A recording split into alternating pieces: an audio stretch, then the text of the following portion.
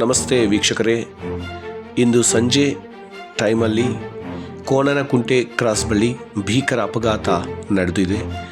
ಇದು ಬೊಲೊರೋ ಮತ್ತು 2 ದ್ವಿಚಕ್ರ ವಾಹನಗಳ ನಡುವೆ ಡಿಕ್ಕಿ ಹೊಡೆದು ಸ್ಥಳದಲ್ಲೇ 4 ಜನ ದುರ್ಮರಣ ಹೊಂದಿದ್ದಾರೆ. ಓರ್ವ ಮಹಿಳೆಯನ್ನು ಆಸ್ಪತ್ರೆಗೆ ದಾಖಲು ಮಾಡಿದ್ದಾರೆ. ಇಬ್ಬರು ಬಂದು ನಾಗೇನಹಳ್ಳಿಗೆ ಸೇರಿದವರು ಅಂತ ತಿಳಿದು ಬರ್ತಾ ಇದೆ. ಇನ್ನು 3 ಜನ ಕೋಣನಕುಂಟೆ, ಅದೇ ಗ್ರಾಮವಾದ ಕೋಣನಕುಂಟೆ ಗ್ರಾಮದವರೇ ಅಂತ ಆಗಿದ್ದಾರೆ ಅಂತ ತಿಳಿದು ಬರ್ತಾ ಇದೆ.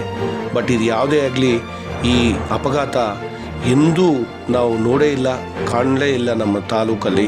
ಅಷ್ಟು ಭೀಕರವಾಗಿ 4 ಜನ ಸ್ಪಾಟಲ್ಲೇ ಡೆತ್ ಆಗಿದ್ದಾರೆ.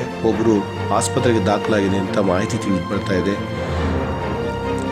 ಈ ಭೀಕರ ಅಪಘಾತಕ್ಕೆ ಕಾರಣ ಏನು ಅಂತ ತಿಳಿದು ಬಂದಿಲ್ಲ.